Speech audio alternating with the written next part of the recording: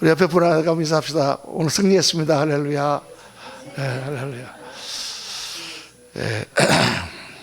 옛날에 우리 신영준 목사님, 우리 부모사께서 항상 예수님이 오시면은 분명히 수요일 날 저녁, 비 오는 저녁에 오신다 이렇게 말씀하셨는데, 오늘 보니까 비 오는 날이 아니라 눈 오는 날 오실 것 같습니다. 정말 제가 나가 보니까 짧은 거리지만 몇 번 미끄러지면서 그렇게 왔는데, 이 어려운 걸음을 여러분 하셔서 주님 앞에 나오신 거 얼마나 감사한지. 그래서 오늘은 특별히 설교를 짧게 할 수 있도록 여러분 기도해 주셔서 빨리 집에 들어갈 수 있도록 그렇게 하면 좋겠습니다. 강력하게 기도해 주셔야 되지 그게 잘 안 되더라고요. 오늘은 포도원 품꾼의 비유입니다. 이 포도원 품꾼의 비유는 참 이해가 조금 안 되는 그런 부분인데, 그런데 사실 이게 정말 중요한, 하나님 앞에 우리가 섬기는 것이 어떤 것인가를 깨닫게 해주시는 그런 말씀입니다. 우리 한번 말씀을, 조금 깁니다. 1절부터 16절까지 말씀을 한 절씩 교독하겠습니다. 천국은 마치 품꾼을 얻어 포도원에 들여보내려고 이른 아침에 나간 집주인과 같으니, 그가 하루 한 데나리온씩 품꾼들과 약속하여 포도원에 들여보내고 또 제 3시에 나가보니 장터에 놀고 서 있는 사람들이 또 있는지라. 그들에게 이르되 너희도 포도원에 들어가라. 내가 너에게 상당하게 주리라 하니 그들이 가고, 제 6시와 9시에 또 나가 그와 같이 하고, 제 11시에도 나가보니 서 있는 사람들이 또 있는지라. 이르되 너희는 어찌하여 종일토록 놀고 여기 서 있느냐. 이르되 우리를 품꾼으로 쓰는 이가 없음이니이다. 이르되 너희도 포도원에 들어가라 하니라. 저물매 포도원 주인이 청지기에게 이르되 품꾼들을 불러 나중 온 자로부터 시작하여 먼저 온 자까지 삭슬 주라 하니, 제 11시에 들어온 자들이 와서 한 데나리온씩을 받거늘 먼저 온 자들이 와서 더 받을 줄 알았더니 그들도 한 데나리온씩 받은지라. 받은 후 집주인을 원망하여 이르되 나중 온 이 사람들을 1시간밖에 일하지 아니하였거늘 그들을 종일 수고하여 더위를 견딘 우리가 같게 하였나이다. 주인이 그 중에 한 사람에게 대답하여 이르되 친구여, 내가 내게 잘못한 것이 없노라. 내가 나와 한 데나리온의 약속을 하지 아니하였느냐. 내 것이나 가지고 가라. 나중 온 이 사람에게 너와 같이 주는 것이 내 뜻이니라. 내 것을 가지고 내 뜻대로 할 것이 아니냐. 내가 선함으로 내가 악하게 보느냐. 이와 같이 나중된 자로서 먼저 되고 먼저 된 자로서 나중되리라. 아멘, 아멘, 아멘. 이 말씀은 너무 재밌는 말씀이고 너무 중요한 말씀입니다. 하나님이 베푸시는 천국의 은혜, 그거는 마치 이 포도원 주인이 한 일과 같다. 그런데 이제 이 말씀에서 굉장히 중요한 부분이 뭐냐면, 주님께서 말씀하시기를 이와 같이 나중된 자로서 먼저 되고 먼저 된 자로서 나중되리라. 이제 우리가 그 옛날에 목사님들 중에 그런 분들이 좀 있었어요. 옛날에는 특별히 그랬습니다. 옛날에는 부흥사 그러면 다 옛날에 깡패하든지 안 그러면 뭐 상류군이든지 뭐 세상에서 뭐 우리 미국에 있던 목사님 한 분도 부흥사인데 이분은 암표 장사였대, 자기는. 세상에서 막 술 마시고 막 그렇게 개판으로 살던 사람이 어느 날 주님 만나고 그냥 꽉 깨져가지고 막 산에 올라가서 막 기도하고 막 그러더니 결국은 부흥사가 돼가지고 막 다니는데 얼마나 은혜를 많이 끼치고 또 사람들도 많이 모여, 그런 교회는. 그래 나는 목사님 아들로 태어나가지고 세상도 모르고 종일 그냥 교회밖에 모르고 그렇게 살다가 목사가 됐는데 우리 교회는 별로 부흥도 안 하고 사람들도 뜨끈뜨끈한 것 같지 않고. 그래서 또 목사님이 하나님 왜 저를 깡패의 아들이나 그런 걸로 만들어 주시지 왜 저를 목사의 아들로 태어나게 하셨습니까? 이렇게 이제 기도했다는 그런 우스갯소리가 있었어요. 실제로 우리 부흥회 때 왜 그러냐, 그 이유가 바로 오늘 말씀에 나옵니다. 예수님께서 그 가늠한 여인이 와서 예수님의 발에 이렇게 향기를 뿌리고 머리를 닦을 때 옆에서 시몬이 있다가 저 여자가 누군 줄 알았으면 예수님께서 저렇게 기뻐하지 않았을 텐데, 용납하지 않았을 텐데. 그러니까 주님께서 아시고 시몬아, 너는 내가 들어올 때 발 씻을 물도 주지 않았는데 이 여인은 와서 귀한 향유를 붓고 눈물로 자기 머리털로 내 발을 씻지 않느냐. 그 말씀하시면서 죄가 넘치는 곳에 은혜도 넘친다, 이런 말씀하십니다. 그러니까 이게 이제 그 말씀을 다 정확히 보면 이게 무슨 뜻이냐. 나중된 자가 먼저 되고 먼저 된 자가 나중되면은 예수님을 늦게 믿을수록 좋다. 이런 뜻이 절대 아니죠. 일찍 예수님을 믿은 사람은 손해다. 그런 뜻도 절대 아닙니다. 제가 예수님 믿고 나서 보니까 저는요 평생 제가 가지고 있는 철학이 있었어요. 그 철학이 뭐냐면 나는 절대로 후회하지 않는다. 잘한 일이 있건 못한 일이 있건 뭐든 간에 실수도 하고 그렇게 넘어지고 하지만 어차피 그 상황에서 그렇게 할 수밖에 없어서 그렇게 된 거니까 후회하지 않는다. 반성은 할지언정 후회하지 않는다. 이렇게 저는 아주 생각을 했거든요. 제 철학이 또 하나 있었어요. 이런 기회에 한번 소개를 시켜드리는데 뭐냐. 내가 인생의 탑을 쌓다가 10층 탑을 쌓으려고 쌓는데 7층, 8층까지 쌓았다가도 그 밑에 기초가 흔들리는 거 보면 다 헐어버리고 새로 3, 4층이라도 쌓겠다. 그런 고등학교 때부터 그런 철학을 제가 나름대로 갖고 있었어요. 정말 그렇게 됐습니다. 이렇게 공부도 건축도 하고 미국 가서 석사도 하고 박사과정에 들어갔다가 이게 아니구나. 하나님을 믿고 신학교를 가야 되겠구나. 그러니까 다 헐어버리고 제가 신학교 갔잖아요. 할렐루야. 또 미국에서 하다가 다 헐어버리고 한국 와서 개척을 새로 시작하잖아. 잘못된 건 아니지만 그게 하나 있었고, 첫 번째 후회하지 않는다 그랬는데, 제가 예수님을 믿고 나서 한 3년을 정말 고생하면서 신학교 준비를 하는 가운데 3년 정도를 하고 나서 30년을 살았거든요. 예수 믿기 전에. 정말 후회가 되는 거예요. 그 30년을 너무나 더럽고 쓰레기같이 살았던 내가 얼마나 후회되는지. 그때만 해도 저는 34살에 34살에 제가 교회 개척교회를 시작했거든요. 그런데 나는 왜 이렇게 늙어서 교회 개척을 시작하나. 왜냐하면 다른 목사님들은 신학교 졸업하고 25살, 6살 때 한다고 말해요. 그래서 나는 10년이나 드셨구나. 내가 그 10년 동안 미리 준비를 했으면 지금 목회도 잘 알고 이럴 텐데 나는 왜 허송세월 했나. 점점 후회가 되더라고. 정말 예수님 믿고 사는 삶이 얼마나 귀하고 복되고 아름다운데 그 쓸데없고 쓰레기 같은 거에 나 인생을 허비했다는 것이 너무 후회가 되는 거예요. 그런데 오늘 말씀 보면 나중된 자로 먼저 되고 먼저 된 자가 나중된다 그러니까 이거 늦게 예수님 믿을수록 좋은 거 아니야? 전혀 그런 뜻이 아닙니다. 오늘 말씀을 묵상하면 정말 우리가 어떤 마음으로 주님을 섬겨야 되는지를 주님께서 가르쳐 주시는 거죠. 자, 오늘 비유를 설명해 보면은요, 품꾼을 구하러 장터에 나갔습니다. 포도 수확철이 됐어요. 그러니까 평상시에는 이제 몇 명이라지 않지만 수확철이 되면은 많은 사람을 데려다가 포도를 다 갖다 와야 되는 거예요.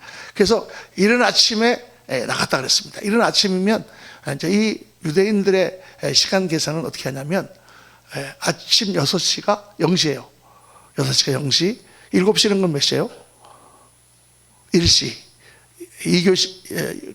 그 다음에 8시는 2시, 9시가 3시. 그렇게 해서 저녁 6시가 되면 그게 12시입니다. 그러니까 6시부터 12시, 아침 6시부터 저녁 6시까지만 세요. 그럼 목사님, 밤은 어떡합니까?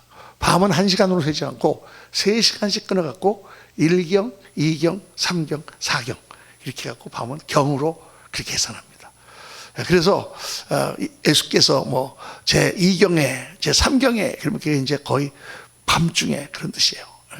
처음에는 또 4시간씩 해서 1경, 2경, 3경 하다가 나중에 그게 또 3시간씩 4경으로 이렇게 바뀌고 그랬습니다. 그런데 그래서 성경에 나오는 요한복음을 빼고, 요한복음은 예수님 십자가에 달리시고 나서 거의 한 60년 후에 쓰여진 서신이거든요. 그때는 이미 다 헬라화가 돼서 로마 시간으로 따질 때요. 로마 시간. 로마 시간은 어떻게 되어 있느냐? 우리하고 똑같습니다. 12시, 밤 12시가 0시. 그리고 나서 아침 6시는 6시. 그 다음에 12시는 12시. 그러니까 이제 그 논란이 많아요. 12시, 여인이 이제 물을 기르러 나온 시간, 그런 것 갖고 이제 좀 이렇게 여러 가지, 그 나중에 설명하겠습니다. 오늘 빨리 짧게 끝내기로 이렇게 약속했으니까 그런 복잡한 얘기 하지 않고.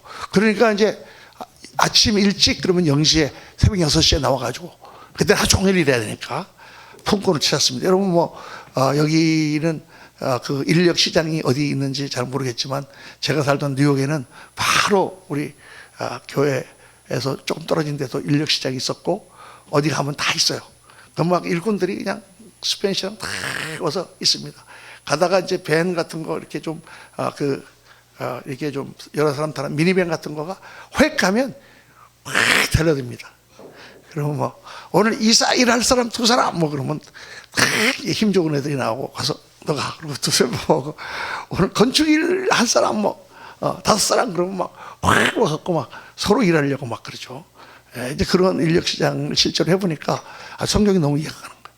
그래서 아침에 일찍 나와가지고 나와 있는 일꾼들을 다 데리고 갔습니다. 데리고 갔는데 또 주인이 여기 보니까 3시는 몇 시라 했죠? 6시부터 시작하니까 9시. 아침 9시에 나와가지고 또 사람들이 거기 또 일하려고 있는 사람들 있길래 또 데리고 갔어요. 그래 6시, 12시, 낮 12시면 이제 뭐 일은 반이나 다 하고 이제 점심 먹을 차례인데 그때 또 와서 보니까 그때도 놀고 있는 사람이 있어. 그럼 가서 일하겠냐 그랬더니 일하겠다 그래서. 그 데리고 가서 또 일을 시켰습니다. 그리고 이제 성경에 9시는 오후 3시란 말이에요. 오후 3시에 나가보니까 또 놀고 있는 사람들이 있어. 그래서 그 사람들이 이제 또 다 데려다가 일을 주고 품삯을 주려고 데리고 갔습니다. 그랬는데 주인이 이제 뭐 거기다 마무리 됐을 텐데 무슨 일 때문에 11시, 11시 성경에 오후 5시에요. 오후 4시에 들어가면 포도원에 가서 6시까지 일하는데 몇 시간이나 일하겠어요. 1시간도 일할까 말까잖아요. 그런데 주인이 보니까 너희들 여기서 왜 놀고 있냐 그랬더니 우리가 나왔는데 일찍 나왔을 리가 없죠. 일찍 나왔으면 뽑혀갔지 벌써. 늦게 나온 애들이에요. 근데 아무도 써주는 사람이 없어서 여기서 놀고 있습니다. 그러니까 그래 1시간이라도 그럼 너희 같이 일할래? 내가 삭스를 줄게 그랬더니 그러겠습니다. 그래가지고 데려와서 1시간을 일했다.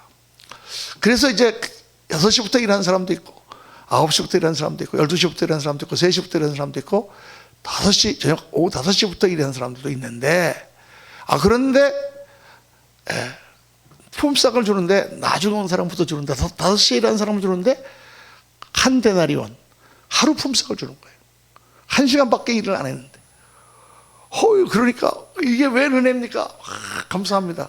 1시간에 10만 원을 준다 그러면 10,000원을 줘야 되는데 10만 원을 다 주는 거예요. 너무 감사합니다.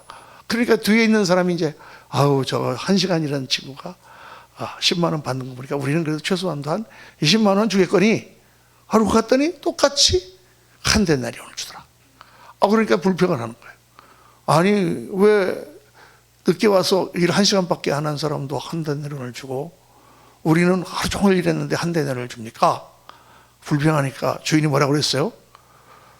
야, 내가 너 주기로 한 데나리온 줬잖아. 너 네 받을 거 다 받았잖아. 내가 딴 사람한테 선심을 베푼다고 잘못됐냐? 내 것 갖고 내 마음대로 하는데 네가 뭔 상관이야? 영어로 얘기하면 영어도 한 번씩 배워야 됩니다. 이럴 땐 It's none of your business. 네 비즈니스가 아니야.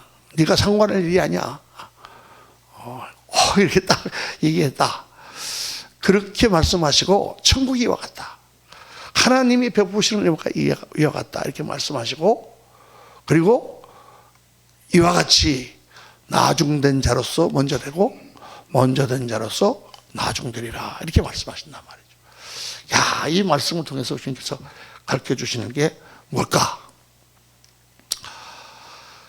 우선 적극적으로 이 말씀을 묵상하면 이거는 뭐냐? 하나님의 절대 주권에 대해서 하시는 말씀이죠. 우리에게 은혜를 베풀어 주시는 것은 하나님이 택하신 거예요. 왜 나를 택하셨는지 그거는 몰라요. 내가 무슨 다른 사람보다 조금 나아서 택했느냐? 절대 그거 아니에요. 내가 좀 더 믿음이 좋기 때문에 절대 그거 아니에요. 다른 사람하고 비교해 볼 때 나보다 더 훌륭한 사람도 많고 더 열심히 한 사람도 많은데 왜 하나님이 나를 택하셨는지 우리는 알 수가 없어요.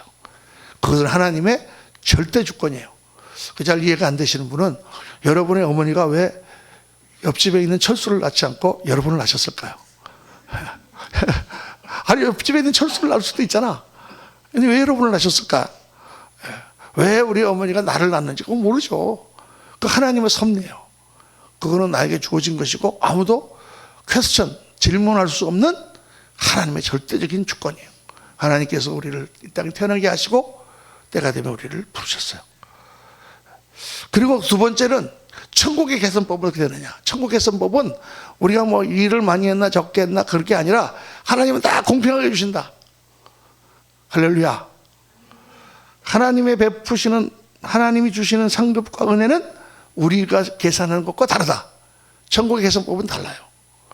어떻게 다르냐. 어떤 부자가 와서 돈을 많이 집어넣었어.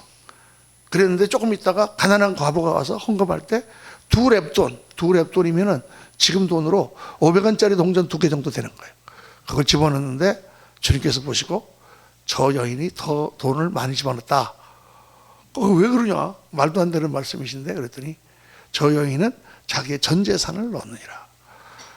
천국의 개선법이 다른 거예요. 우리가 많이 넣는다고 그 사람은 부자니까 많이 받았으니까 많이 드리는 게 당연하고, 이 여인은 가진 게 없는데 최선을 다해서 전부를 드렸으니 100%를 드렸으므로 많이 넣었다. 이렇게 계산하신다. 이렇게 주님께서 말씀하신 거죠. 그래서 그런 의미에서 하나님이 베푸시는 은혜는 다 우리에게 주시는 것이기 때문에 똑같이 주신다. 이렇게 우리가 그저 가볍게 이해할 수가 있는 거죠. 그러니까 어떻게 받든지 불평하지 마라. 네가 와서 많이 일한 것 같지만 다 하나님 주실 만큼 주셨으니까 불평하지 마라. 이렇게 이해하면 될 것 같아요. 그런데 이 비유를 가르치신 것과 맨 뒤에 나중된 자로서 먼저 되고 먼저 된 자로서 나중된다라는 말씀을 가만히 묵상해 보면은 그냥 이게 모든 것은 다 하나님 절대 주권이요, 은혜는 다 자기가 받은 대로 그냥 그거지, 불평하지 마라, 이 정도 말씀이 아닌 것 같단 말이죠. 이 말씀을 더 깊이 묵상해 보면 여긴 정말 우리가 깨달아야 할 굉장히 중요한 하나님 갖고 주시는 진리가 있는 것을 알 수가 있습니다. 그게 뭐냐? 우리가 해야 될 바가 어떤 자세를 가지고 주를 섬겨야 될까를 주님께서 이 말씀을 가르치신다는 거예요. 왜 나중된 자가 먼저 되는가? 왜 늦게 온 품꾼이 한 데나리온을 다 받았는가? 그걸 한번 우리가 묵상을 해보자고 말이에요. 묵상을 해보면 첫째로 이 늦게 뽑혀온 품꾼의 마음을 한번 살펴보세요. 늦게 뽑혀온 품꾼. 이 사람은요, 보나마나 게으른 사람이야. 일찍 나와서 6시부터 5시부터 나와가지고 누가 나를 써주는 사람 없나 하고 서 있었으면 분명히 뭐 그 당시 포도원의 수확철이기 때문에 포도원을 거둘 사람이 많으니까 당연히 뽑혀갔겠죠. 그런데 왜 안 뽑혀갔을까? 게으름 피우느라고 늦게. 무능한 사람이야. 무능한 사람, 한마디로 말해서 세상에서 무능한 사람. 그런데 대개 보면 무능한 사람은 어떻습니까? 가난합니다. 가난하니까 정말 이 사람이야말로 그날 그 품삯이 필요한 사람인데 이게 또 늦잠 자고 그러느라고 또 늦게 나온 거지. 그러니까 하루 종일 뭐 오후에 늦게 나왔지만 아무도 자기를 뽑아가는 사람 없으니까 기다리다가 밤 5시가 됐는데 얼마나 그 마음에 절망감이 차겠어요. 오늘도 또 공치는구나. 오늘도 빈손으로 들고 가는구나. 집에는 지금 배고픈 아이들이 아빠가 지금 빵 사오기를 기다리고 있는데 오늘도 공쳤어. 그럼 집에 들어가면 제일 먼저 떠오르는 얼굴이 뭡니까? 호랑이 마누라의 얼굴이 떠올라. 당신 오늘도 안 보러 갔어? 나가. 쫓겨날 것 같고, 배고파갖고 울면서 배를 움켜쥐고 있는 아이들 생각하니까 이거 왜 내 인생은 이런가, 이런 절망감이 빠졌을 거란 말이에요. 그런데 이 포도원 주인이 와가지고는 오후 5시인데 날 포도원에 가서 일하지 않겠냐라고 제안하는 거예요. 내가 품삯을 넉넉히 줄 테니까 지금이라도 가서 일하래. 1시간밖에 없는데. 그렇지만 그 1시간이라도 조금이라도 일해서 하다못해 돈 10,000원, 20,000원이라도 받아가면 그래도 뭔가 빵이라도 하나 사갖고 갔으니까 그러겠습니다 하고 가서 어떻게 일했겠어요? 너무 감사하잖아. 이거야말로 복음이잖아요. 굿뉴스. 야, 이렇게 오늘 정말 공치는 줄 알았더니 정말 재수가 좋은 날이구나. 이렇게 마음이 넓은 포도원 주인도 있구나. 내가 가서 정말 열심히 일하자. 그래서 그 1시간 열심히 자기 최선을 다해서 그렇게 일을 했을 거다가 말이에요. 그리고 나서 가는데 주인이 어때요? 한 데나리온을 주는 거예요. 하루 품삯을 다 주는 거예요. 1시간밖에 일을 안 했는데. 그 얼마나 감격이 됐겠습니까? 여러분 그 상황을 한번 그 사람이라고 생각하고 한번 돌아가서 한번 생각해 보면 너무 눈물 나는 거죠 이게. 야 정말 너무 감사합니다. 감사합니다. 그러니까 이걸 통해서 우리가 뭘 알 수 있냐면 이 하나님 앞에 감사와 감격으로 그렇게 일하는 것을 하나님 기뻐 받으신다는 거예요.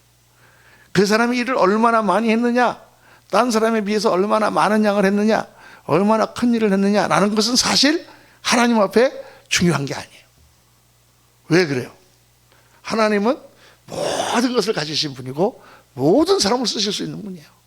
모든 자원을 동원하실 수 있는 분이에요. 그러니까 너무 하나님 앞에 우리가 일을 하면서 양적인 것을 많이 생각하지 마세요. 하나님이 양적으로 키워주시면 할렐루야.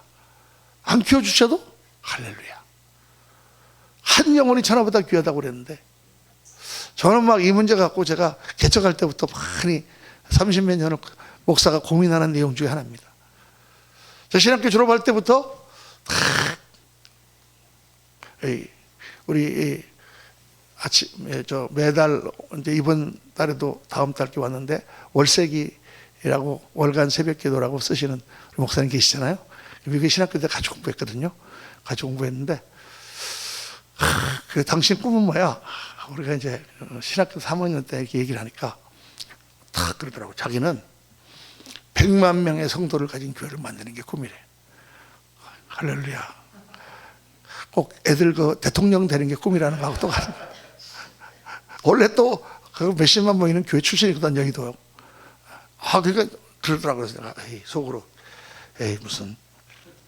근데 신학교 졸업하는 학생들 치고 자기가 가서 개척해서 큰 교회를 목회하고 싶다. 그런 마음 안 가지는 신학생이 어디 있겠습니까? 자기도 가면 막 큰 교회 가서 부흥사도 하고 막 이렇게 다 하고 싶지. 그런데 그때 또 저기 그 태국에서 양병화 선교사라고, 양병화 선교사 보면 굉장히 나이가 많이 들어 보입니다만은 저랑 동갑이에요. 그 양병화 선교사님이 왔어요. 공부하러. 거기서 그분은 벌써 저보다도 목사를 벌써 10몇 년을 더 하신 분이에요. 그래서 벌써 저기 소록도 거기 가서 나병 환자들 틈에서 사역하고, 그리고 태국에 가서 태국의 난민촌에 특별히 나병 환자들 그 사람들을 사역하고, 그러면서 교회를 여러 개를 개척하고, 그래서 태국에서 사역하던 우리 CNMA 교단 그 사람들하고 만나서 하다 보니까 당신 CNMA에 들어와라. 그래서 이제 그런 미국에 와서 공부를 해라 그래갖고 선교와 공부하러 미국에 온 거예요. 그냥 이분 와서 막 태국의 난민촌에 특히 문둥병자들의 촌에서 사역하는 목사님이니까 얼마나 기가 펄펄하겠습니까?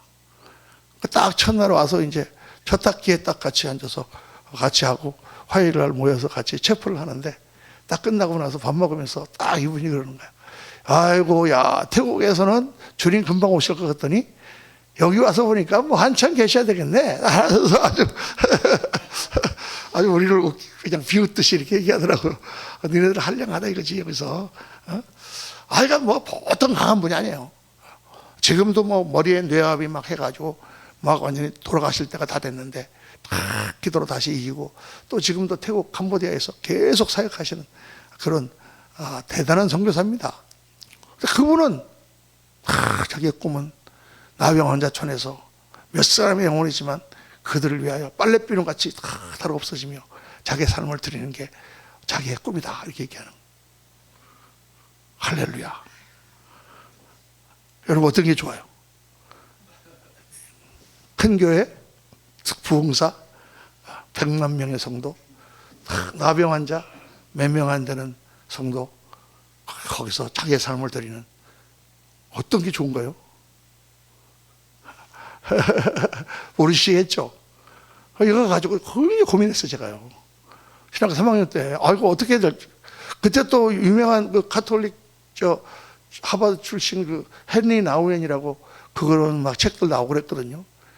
그냥 하버드 대학교 교수하다가 저기 장애인들 그 공동체 가서 막 섬기고 뭐 그런 책들을 나와갖고 막 그거 읽으면은 우리도 가서 이렇게 정말 한 사람 영혼을 위해서 나를 삶을 드려야 되는데 이거 앉아갖고 뭐 큰 교회 하고 싶다. 이거는 완전히 인간적인 욕망 아니냐? 그런 야망 아니냐? 뭐 이런 생각 드는 거예요. 그러다가 제가 이제 결론을 딱 내린 거예요. 그게 이제 무엇이 목회의 성공이냐 하는 책이 있어요.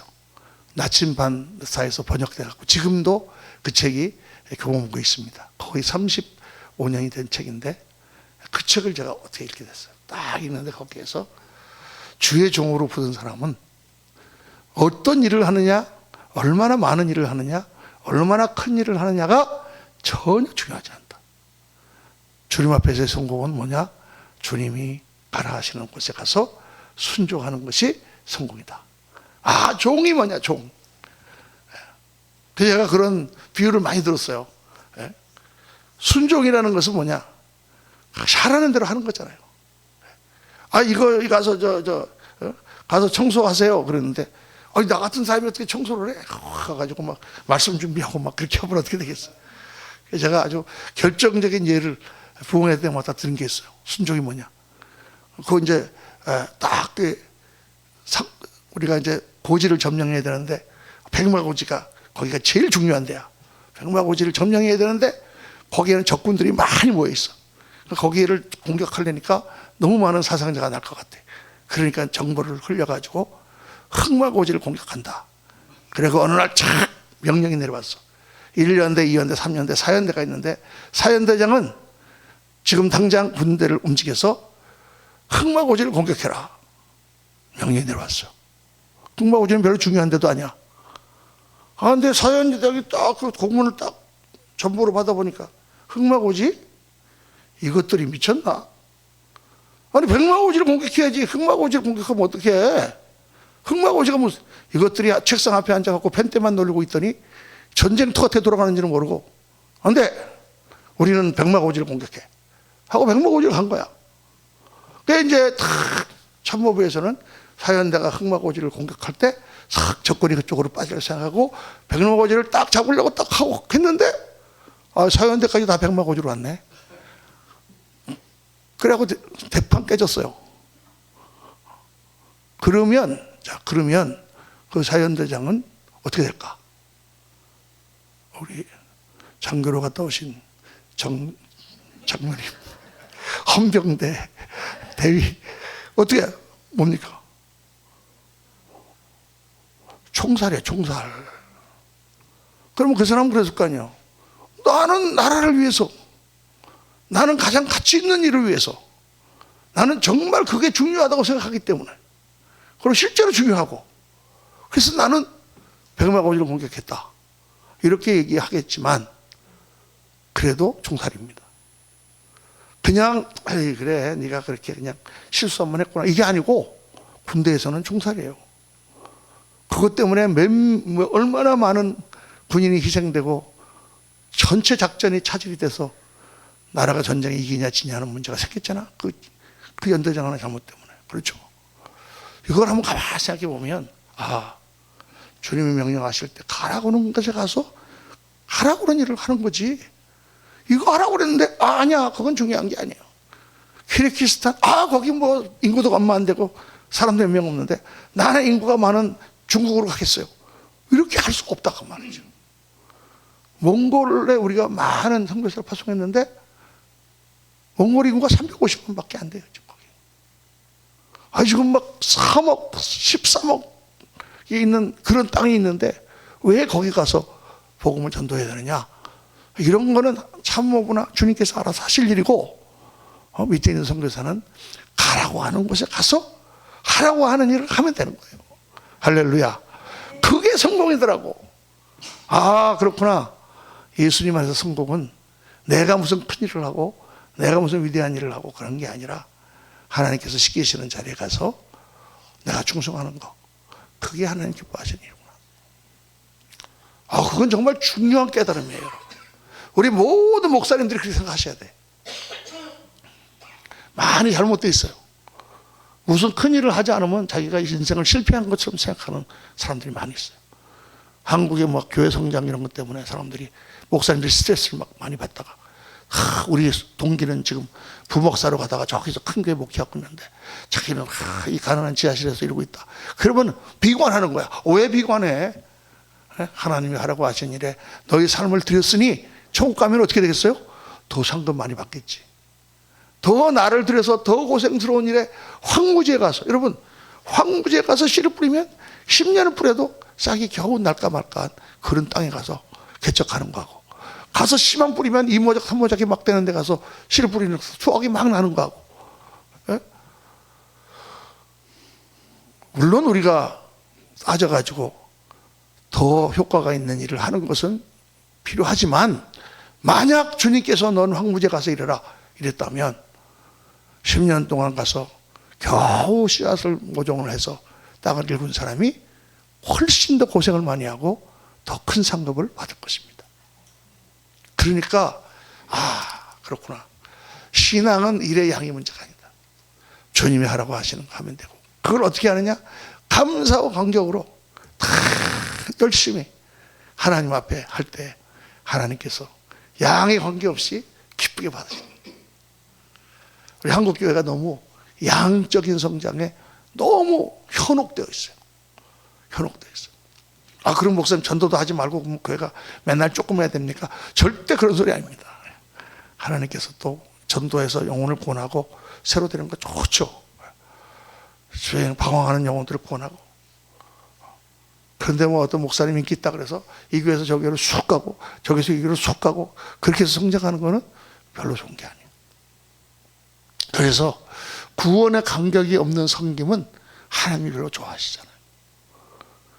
옛날에 보면 교회에서 그래도 막 교회 나왔으니까 내가 이 정도는 해야지 막 이렇게 생각하고 자기의 의로 사역하시는 분들이 많아요. 하나님 별로 기뻐하시지 않습니다. 열매가 별로 좋지 않아요. 하다가 싸움이 나고 다른 사람 판단이 나고, 난 이렇게 하는데 왜 당신 안 해? 나는 이렇게 하는데 왜 당신 안 해? 그거는 지금 뭐가 없는 거예요? 구원의 간격으로 하는 사역이 아니에요. 내가 구원받은 게 너무 감사하고 정말 하나님께 주신 은혜가 너무 감사해서 일하는 사람은 그런 소리 안 합니다. 다 안 하죠. 그래서 늦게 온 품꾼은 어떻게 해서 한 데나리온을 받느냐?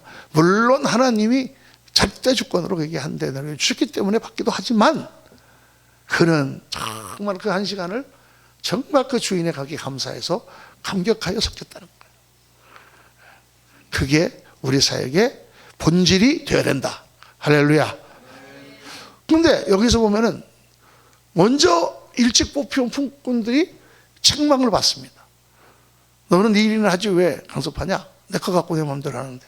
이 사람들은 뭐가 잘못됐느냐? 첫째로 자기가 한 일의 양을 자랑합니다.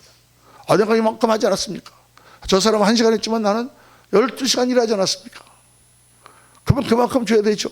이렇게 생각하는 건 뭐예요? 그건 자기의 의예요. 자기의 의. 우리가 은혜 받은 거에 감업해서 하나님 앞에 내가 드렸지만, 내가 섬겼지만, 내가 섬긴 것이 얼마나 되겠습니까? 우리가 하나님께 드린 게 얼마나 되겠어요? 나에게 주신 그 영원한 영광과 영원한 상급과 그 영원한 생명과 그 영원한 천국에 비해서 우리가 하나님께 한 게 뭐 얼마나 되겠어요? 그렇지, 얼마 안 되지. 그렇게 자랑할 수가 없는 거죠. 내가 그래도 이만큼 했는데 저 사람은 뭐 한 것도 없는 것 같은데 나는 뭐 하나님 상급 많이 주시겠지, 이런 생각할 수가 없는 거예요. 정말 우리가 하나님을 깊이 묵상해 보면 우리가 가진 모든 것, 내 믿음까지도, 내 의지력까지도, 자수성가하신 분들 되게 자기가 강하거든요. 누가 이렇게 뭐 좀 가난하게 굴으면은 나가서 한번 죽어라고 뛰어봐라, 안 되나? 뜨지도 않고 하면서 난 판단한다고 말이에요. 그런데 그런 의지력이나 그런 독한 마음도 하나님 주셔갖고 있는 거지. 우리가 가진 머리, 우리가 가진 정신 다 하나님 주신 거예요. 그러니까 내가 열심히 하지만 우리는 자랑할 것이 없다. 옆 사람하고 한번 인사 한번 합시다. 자랑하지 맙시다. 우리 옛날에 송영걸 목사님이라고 한번 우리 교회 와서 부흥했는데 그거 말씀하세요. 주인이 종이랑 같이 일하다가 들어왔어요. 들어오면은 어떻게 했냐? 주인이 먼저 밥을 다 차려주고, 그리고 나서 주인이 다 식사를 마친 다음 종이 자기 거를 먹을 거 아니겠냐? 그때 주인이 잘했다고 칭찬하면 그 종이 어떻게 얘기한다 그랬어요? 하여야 할 일을 했을 뿐입니다. 이렇게 하라고. 그러고 나서 저한테 딱 그러는 거예요. 그 부흥사가. 아까 문전도사님, 아까 정말 찬양을 잘하셨어요. 오늘 정말 찬양 너무 좋았어요. 곽전도사님 오늘 정말 그 눈까지 뚫고 사고가 났는데 터널에서 20분 동안 갇혀서 있다가 오셔갖고도 정말 오늘 찬양을 너무 잘하셨어요. 할렐루야. 그렇게 얘기하라는 거야. 제 할 일을 했을 뿐입니다. 이렇게 얘기하라는 거야. 우리가 정말 하나님의 일을 잘하고 주님이 칭찬하시면 하여야 할 일을 했을 뿐입니다. 종이 하여야 할 일을 했을 뿐입니다. 그래서 이 사람들은 자기가 한 일을 양을 잘하고, 둘째는 뭐냐? 하나님의 심정, 하나님의 은혜가 어떤 건지를 몰라요. 하나님의 은혜가 우리의 계산법으로 해서 이렇게 주는 거 아니다 그 말이에요. 내가 볼 때 이제 형편없는 놈 같은데 하나님은 큰 은혜를 베풀어 주신단 말이에요. 그러니까 이걸 딱 생각하면 뭐가 생각나느냐? 돌아온 탕자가 정말 못된 짓을 했죠. 아버지 마음을 아주 휘저어놓고 재산을 반을 갖다가 가지고 나가가지고 다 방탕하고 돌아왔잖아요. 어디 얼굴이라도 들고 올 수가 있어요. 그런데 아버지가 계속 기다리다가 멀리서 그 아들이 거지가 되어 온 걸 보고 뛰어나가서 그 아들을 데리고 오지 않습니까? 그리고 그 송아지를 잡아라. 그 송아지라고 거기 나와 있어요. 내가 준비해놨던 그 송아지를 잡아라. 아버지는 아들이 돌아올 것을 예비해서 송아지를 미리 준비하고 있었다. 그래서 막 잔치를 벌이니까 큰아들이 나가서 일을 하루 종일 하고 돌아왔는데 집에 잔치가 열렸어. 웬일이야? 그랬더니 둘째 동생분이 돌아오셔가지고 아버지가 잔치를 합니다. 그러니까 뭐라고 그래요? 화를 내면서, 아니 내가 이렇게 평생 아버지 밑에서 섬겼는데 나를 위해서는 염소 새끼 하나 안 잡더니 저 형편없는 놈이 돌아왔다고 송아지를 잡아? 하고 화를 내죠. 그 큰아들의 잘못이 뭘까? 큰아들은요 아버지의 마음을 모르는 거예요. 아버지의 마음을 모르는 거예요. 아버지가 그 못된 자식이고 정말 패죽여도 시원찮은 자식이지만 다 그래도 그 아버지는 그 아들을 너무 사랑한다고 말이에요. 그러니까 매일 나가서 기다리고 있는 거예요. 멀리 동구밭을 보면서 오늘이 나와. 옛날에 한국에 한참 이 실종 사건이 많이 있을 때요. 인신매매라는지 젊은 학생들, 처녀들 이런 애들이 없어지는 거예요. 그래서 막 송해 뭔가 그냥 20몇 년을 붙이다가 다 돌아가셨잖아요. 그런데 저희 아버님 친구의 한 분이 딸이 사라졌어. 학교 갔다 오다가. 그랬는데 계속 기다리고 관건에 받아 기다리고 있었는데 한 10년쯤 됐을 때 전화가 온 거야, 딸한테서. 그래서 너 어디냐 그랬더니 아버지 저 기다리지 마세요. 전 돌아갈 수 없는 몸이에요. 그리고 그냥 끊었다 하는 거예요. 20몇 년이 지났는데도 이분이 이사를 못 가. 옛날 집 다 쓰러져 난 집인데 이사를 못 가. 왜? 혹이라도 딸이 돌아오면 이 집을 알아야, 이 집이 있어야만 만날 수 있었잖아요. 그 얘기를 듣는데 제 마음이 얼마나 부모 마음은 그런 거예요. 이 큰아들은 그 아버지 마음 모르는 거지. 그러니까 이 일찍 온 부흥꾼들은 자기가 일을 한 것만 자랑했지 하나님이 어떤 은혜와 어떤 마음을 가지시고 죄인들을 부르시는지 그 마음을 모른다는 거예요. 우리가 그렇게 되기가 너무 쉽습니다. 한 사람의 죄인이 왔을 때 정말 우리가 볼 때는 세상에 형편없는 사람이지만 그 사람을 우리가 정말 천사처럼 예수님처럼 이렇게 잘 접대하고 안아줘야 되는 이유는 뭐냐 하면 그분을 부르신 하나님의 그 마음을 알아야 된다는 거예요. 그래서 늘 그걸 묵상하고 우리 한 사람 한 사람을 그렇게 사랑하시는 하나님 그 마음을 저에게 주옵소서. 세 번째는 그렇기 때문에 자기가 받은 은혜에도 감사할 줄 모르는 거예요. 그들이 12시간 일했기 때문에 한 대 내려받는 것이 당연합니까? 그게 은혜가 아닙니까? 와서 열심히 일할 건강을 주시고 그렇게 일해서 그 분깃을 받아간 것도 하나님의 은혜라는 거예요. 모든 것이 하나님의 은혜라는 거예요. 여러분 오늘 말씀을 묵상하면서 은혜가 뭐냐? 우리는 은혜로 구원받고 은혜로 오늘도 하루를 살아가고 은혜로 주님을 섬기고 은혜로 우리가 모든 것을 하는 것입니다. 은혜가 아니면 아무것도 할 수가 없어요. 우리 찬송 그런 찬송 있잖아요.